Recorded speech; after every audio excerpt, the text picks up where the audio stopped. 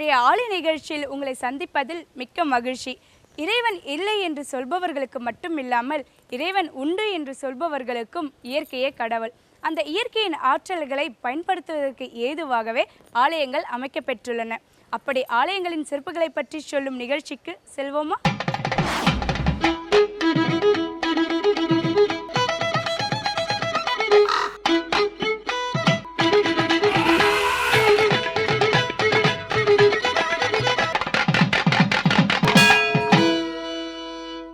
எல்லா சிவத்தலங்களிலும் பைரவர் சன்னதி இருந்தாலும் பைரவர்க்கு என தனி ஆலயம் இருப்பது ஒரு சிலதே உள்ளது.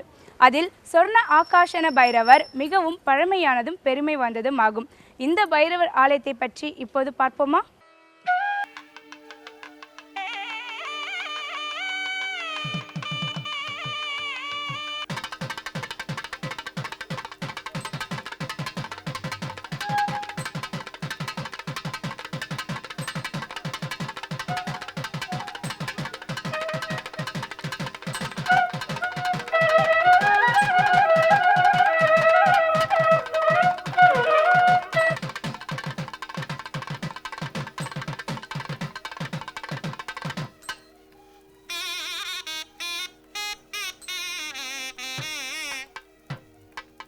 திருவண்ணாமலை மாவட்டம் செய்யாறு வட்டம் அழிவிடை தாங்கி பைரவபுரம் என்னும் கிராமத்தில் அருள்மிகு சொர்ணகால பைரவர் ஆலயம் மிக பிரம்மாண்டமான அழகில் அமைந்துள்ளது.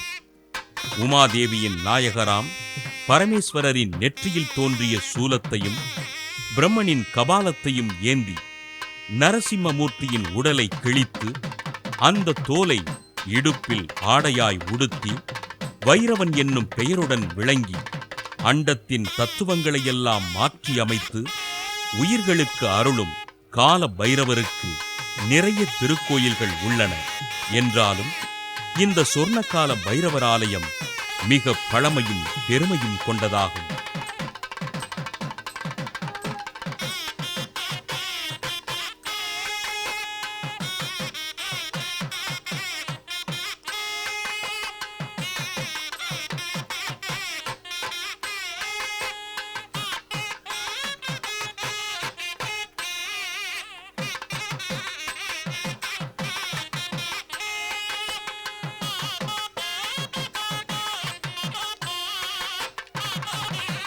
காஞ்சிபுரத்தில் உள்ள ஏகாம்பரநாத சுவாமி திருக்கோயிலில் முன்னொரு காலத்தில் உக்ரை வடிவத்தில் இருந்த கால பைரவரை இறைவனை கலசத்தில் எடுத்து வந்து இந்த கிராமத்தில் வைத்துவிட்டு சென்றதாகவும் வைத்த இடத்தில் குளம் உண்டானதாகவும் குளம் வற்றிய சமயம் கலசத்தையும் கலசத்தில் இருந்த பைரவரையும் கண்டெடுத்த ஊர் மக்கள் இதே இடத்தில் அந்த பைரவரை பிரதிஷ்டை செய்து வழிபடத் தொடங்கினார். அதன் பிறகு இந்த கிராமம் பைரவபுரம் என்று வழங்கப்பட்டதாக வரலாறு அறிந்தவர்கள் சொல்கிறார்கள். காஞ்சிபுரத்தை ஆண்டு வந்த வீரசம்பு என்ற மன்னரால் முதன்முதலாக இத்திருக்கோயில் கட்டப்பட்டது. முக்கண்களுடன் நெருப்பை தலையில் சுமந்தபடி 4 திருக்கரங்களுடன் அரவமணிந்து மண்டை ஓடுகளை மாலைகளாக போட்டபடி 4 வேதங்களையும் நாய்கள் வடிவில் பிடித்து இழுத்தபடி 8 திசைகளுக்கேற்ப 8 பைரவர்களாக காட்சியளிக்கிறார் கபாலம் ஏந்திய கால பைரவ கடவுள். இவை தவிர 64 பைரவ மூர்த்தங்கள் என்றும் சொல்லப்படுவதுண்டு.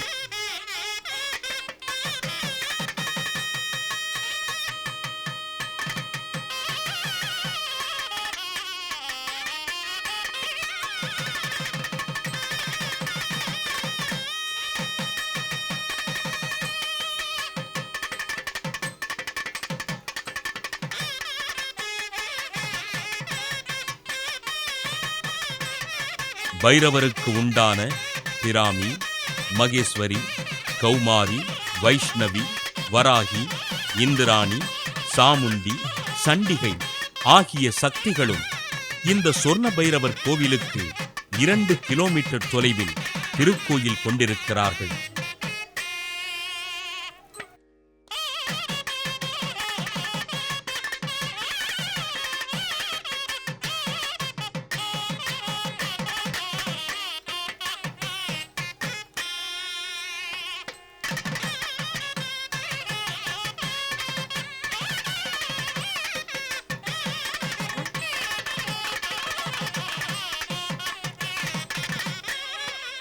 காசியில் உள்ள கால பைரவர் திருத்தலத்திற்கு இணையான மற்றொரு திருத்தலமாக இந்த சொர்ண ஆகாஷன திருத்தலம் கொண்டாடப்படுகிறது. இத்தலத்தின் பைரவரை வணங்கினால் பயம் நீங்கி தைரியம் கிடைக்கும், எதிரிகள் இல்லாத நல்வாழ்க்கை அமையும் என்று இத்தலத்தின் புராண வரலாறு தெரிவிக்கிறது.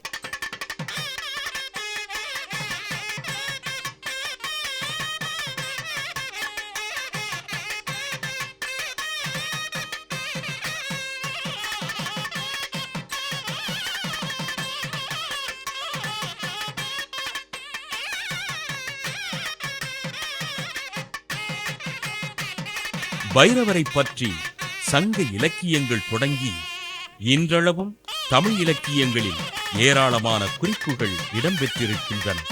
காசியின் கால பைரவருக்கு அடுத்தபடியாக இத்தல சொர்ண ஆகர்ஷண பைரவர் மிக சிறப்பு வாய்ந்தவராக கருதப்படுகிறார். தேய்பிறை அட்டமி, வளர்பிறை அட்டமி நாட்களில் இங்கே நடக்கும் பைரவ யாகம் பிரசித்தி பெற்றதாக தெரிய வருகிறது.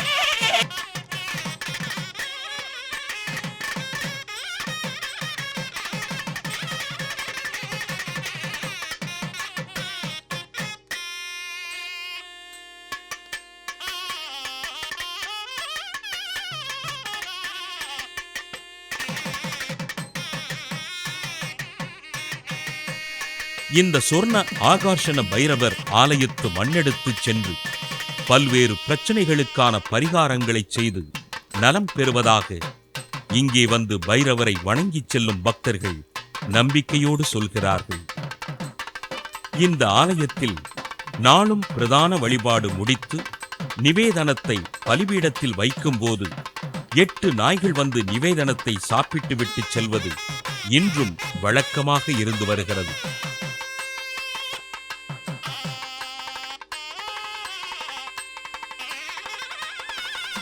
காசியில் அடுத்தது கால பைரவர்னு சொன்னால் அழிவிடுதாங்கி மதுரா பைரவபுரம் கிராமத்தில் தான் கால பைரவர் சொன்ன கால பைரவர்னு பேர்.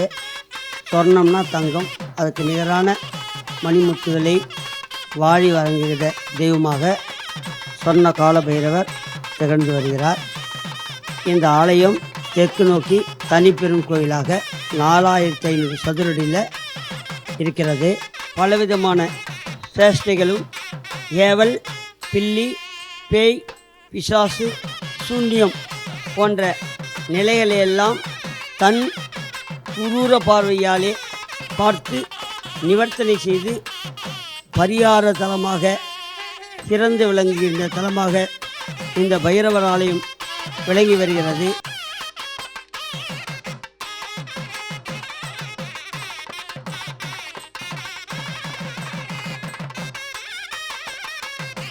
சீர்காழி சட்டைநாதன் என்னும் பைரவர் திருமாலின் தோலையே சட்டையாக மாட்டிக்கொண்டவர் என்பதற்கு ஏற்ப இங்கும் சொர்ண ஆகர்ஷண பைரவர் கையில் சங்கு சக்கரத்தை ஏந்தியபடியே காட்சியளிக்கிறார்.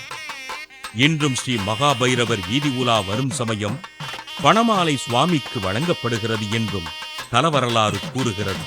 நவக்கிரக தோஷம் விலக, வறுமை நீங்க, இழந்த பொருள் அடைய, எதிரிகள் தொல்லை நீங்க இந்த பைரவரை வணங்கினால் எண்ணியது நடக்கும் என்கிறார்கள். இந்த கால பைரவர் திருக்கோயிலின் பக்கத்தில் சக்தியின் அம்சமாய் துர்க்கை அமைந்திருக்கிறார். நிகழ்ச்சியின் அடுத்த பகுதியாக வருவது திருப்புகழ். இறைவனை எப்படி வழிபடுவது, அவரிடம் நம்முடைய வேண்டுதல்களை எப்படி நிறைவேற்றிக் கொள்வது என்பதை நமக்கு கற்றுக் கொடுப்பதற்கு உதவுவது இந்த அருட்பாடல்கள்.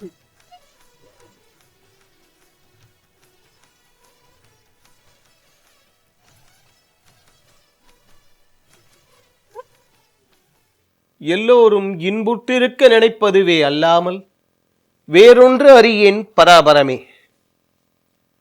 சிவஞான புண்டரிக மலர்மாதுடன் எனும் அருணகிரிநாதருடைய அருந்தமிழ் வாக்கு திருப்புகழ் பாடல் இது. பொதுப்பாடல் எனும் தலைப்பின் கீழ் வரக்கூடியது என்றெல்லாம் பார்த்து கொண்டு வருகின்றோம். தமிழின் அருமையை அருணகிரிநாதர் எவ்வாறெல்லாம் தான் உணர்ந்து அனுபவித்தார், அவற்றை யான் பெற்ற இன்பம் பெருக இவ்வையகம் என்று சொல்வதைப் போல அந்த இன்பத்தை, அற்புதமான அந்த தமிழ் சுவையை நாமும் அறிய வேண்டும் என்பதற்காகவே இந்த பாடலிலும் அற்புதமான வார்த்தைகளை, பல உண்மையான தகவல்களையும் சொல்லி இருக்கின்றார் என்று பார்த்தோம். பாடலை பார்த்துவிட்டு இதனுடைய விளக்கத்தை மேலே பார்க்கலாம்.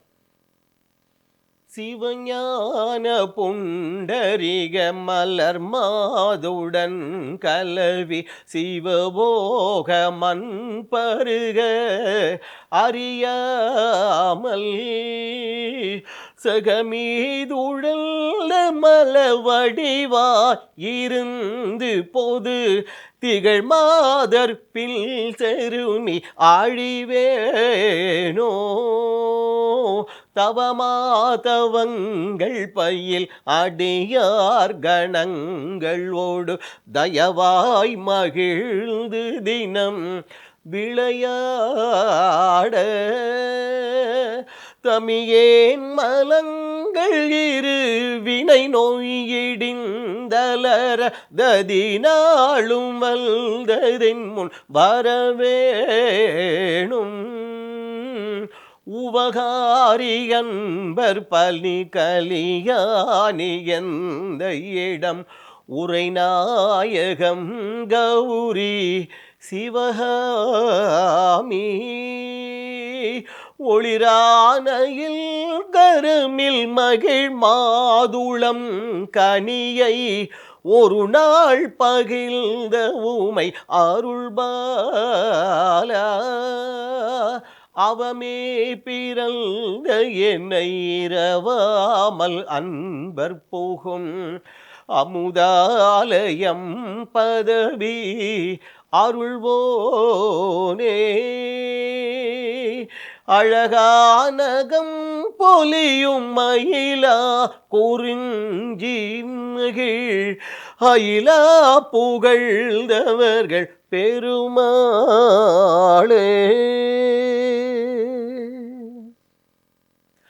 நல்லதை தேடி அறிந்து அனுபவிக்காமல் தீயதை தேடி ஓடிப்போய் அனுபவித்துக் கொண்டிருக்கின்றேனே அப்பா, நான் இவ்வாறு செய்யலாமா?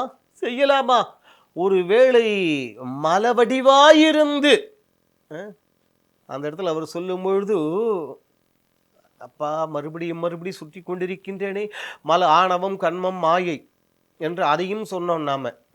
செகமீது உழன்று மலவடிவாயிருந்து ஒருவேளை ஆணவம் கண்மம் மாயை என்று சொல்லக்கூடிய அந்த 3 மலங்களும் என்னை துயரப்படுத்துகின்றதா, அல்லது நான் தான் உண்மையை உணராமல் போய்விட்டேனா?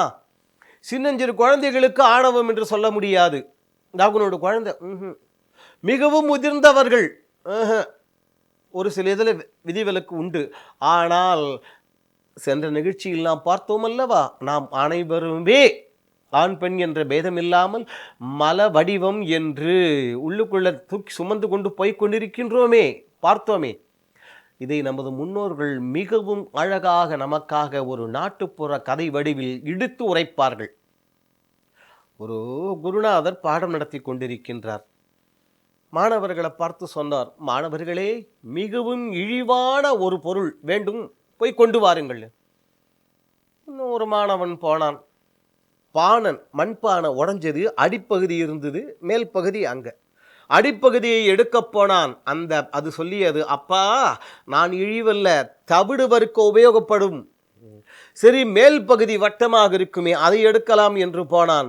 வேறு பாத்திரங்களுக்கு வேறு பானைக்கு நான் அடி பகுதியாக தாங்கும் பகுதியாக பீடமாக இருப்பேன். நான் இழிவல்ல. சரி, இதுதான் இப்படி ஆகிவிட்டது. சரி, ஒரு எருமை மாடு இறந்து கிடைக்கிறது, அதையாவது எடுக்கலாம், இழிவு என்று எடுக்கலாம் என்று போனால் அது சொல்லியது, அப்பா நான் மிதியடி தயாரிக்க உபயோகப்படுவேன் என்றெல்லாம் சொல்லியது. வயிற்று பசி நிறைய உண்டு விட்டு இவன் தேடிக்கொண்டிருக்கின்றான். தாங்கவில்லை. கடைசியில் சென்று மலஜலம் கழித்தான். அந்த நேரத்தில் சொல்வதற்கு ஒரு மாதிரி தான் இருக்கிறது. இந்த மலம்தான் இழிவானது, இதை எடுக்கலாம் என்று நினைத்தான். அப்பொழுது அந்த மலம் சொல்லியது, பைத்தியக்காரா, சற்று நேரத்திற்கு முன்னால் நான் எங்கு தெரியுமா இருந்தேன்? அழகாக அலங்கரிக்கப்பட்ட கண்ணாடி அந்த அறைகளில். பல இடங்களில் நாம் பார்த்தோம்னா கண்ணாடியில் போட்டு மூடி வச்சுருப்பாங்க, ஜில்லுன்னு பல்பெல்லாம் எரியும், விளக்குகள் ஜொலிக்கும், அப்படியே அழகாக இருக்குமே, லட்டு ஜாங்கிரி ஜிலேபின்னு. அப்படி அழகாக எல்லோருடைய கண்களையும் கருத்துக்களையும் கவர்ந்து கொண்டிருந்தேன். உன் கூட சேர்ந்தேன். சற்று நேரத்தில் எவ்வளவு இழிவான நிலையை அடைந்து விட்டேன் பார்த்தாயா என்று சொல்லியதாம் அது. அப்பொழுதுதான் இவனுக்கு நினைவுக்கு வந்தது, ஆஹா, இழிவானது நாம் தான். விலங்குகளுடைய நகமோ முடியோ ஏதாவது ஒரு பகுதி மக்களுக்கு உபயோகப்படுகின்றது, நாம் தான் உபயோகப்படாத ஒரு ஜென்மம் என்றால் நாம் தான். ஆகவே நாம் உயிருடன் இருக்கும் பொழுது அடுத்தவர்களுக்கு உதவுவதுதான். அதனால தான் சகமீதுழல் மலவடிவாயிருந்து அப்படிப்பட்ட நான் அடுத்தவர்களுக்கு உதவ வேண்டாமா? அது மட்டுமல்ல, பெண்ணாசை பிடித்து அலையலாமா?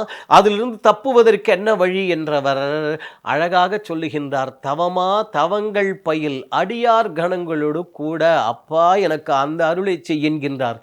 என்ன விவரம் என்பதை அடுத்த நிகழ்ச்சியில் பார்ப்போம்.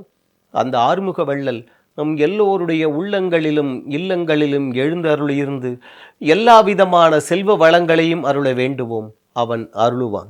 இன்றைய நிகழ்ச்சியில் இடம்பெற்ற திருத்தல காட்சிகளும் திருப்புகழ் பாடல்களும் உங்களுடைய மனதிற்கு புதிய எண்ணங்களை ஏற்படுத்தியிருக்கும். மீண்டும் உங்களை நாளை ஆலயம் நிகழ்ச்சியில் சந்திக்கிறோம். நன்றி, வணக்கம்.